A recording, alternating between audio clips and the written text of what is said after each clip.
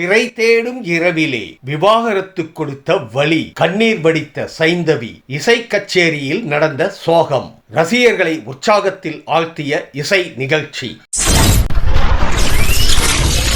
விவாகரத்துக்கு பின்னர் இசையமைப்பாளர் ஜி.வி. பிரகாஷ், பாடகி சைந்தவி இசை நிகழ்ச்சி ஒன்றில் இணைந்து பாடியுள்ளனர். இது தொடர்பான வீடியோ காட்சிகள் சமூக வலைத்தளங்களில் வைரலாகி வருகிறது. ஜி.வி. பிரகாஷ், சைந்தவி விவாகரத்து செய்து கொண்டாலும் தொடர்ந்து நண்பர்களாக இருப்போம் என்று இருவரும் தெரிவித்திருந்தார்கள்.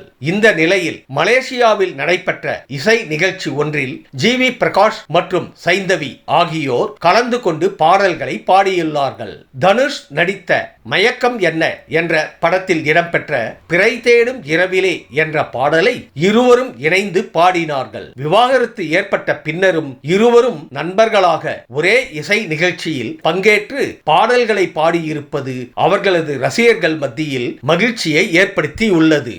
சைந்தவியும் ஜி.வி. பிரகாஷ்குமாரும் இணைந்து பாடிய எல்லா பாடல்களுமே மிக பெரிய ஹிட் அடித்த நிலையில் மயக்கம் என்ன படத்தில் இருவரும் இணைந்து பாடிய பிறை தேடும் பாடல் ரசிகர்களிடம் மிகப்பெரிய வரவேற்பை பெற்றது. அதற்கு காரணம் மிகவும் வலிமையான ஒரு மனைவி தன்னுடைய கணவனை எந்த இடத்திலும் விட்டுக் கொடுக்காமல் அவனது லட்சியத்திற்காக போராடுவாள் என்பதை கருவாக வைத்து அந்த பாடலை அந்த படத்தின் இயக்குனர் செல்வராகவன் காட்சிப்படுத்தி இருந்தார். அதனாலேயே அந்த பாடல் ரசிகர்களிடம் மிகவும் கனெக்ட் ஆனது.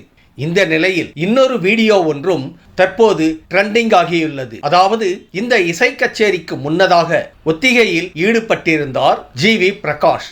அப்போது அங்கிருந்த சைந்தவி மகள் அன்வியை மேடையில் ஏற்றிவிட்டார். மேடைக்கு வந்த மகளை பாடிக்கொண்டே ஜி.வி. பிரகாஷ் நெகிழ்ச்சியோடு அருகே அணைத்துக் கொண்டார். அந்த வீடியோவை பார்த்த ரசிகர்கள் இவர்கள் மீண்டும் இணைவதற்கான அத்தனை சாத்தியக்கூறுகளும் தென்படுகின்றன என்று கமெண்ட் செய்து வருகின்றனர்.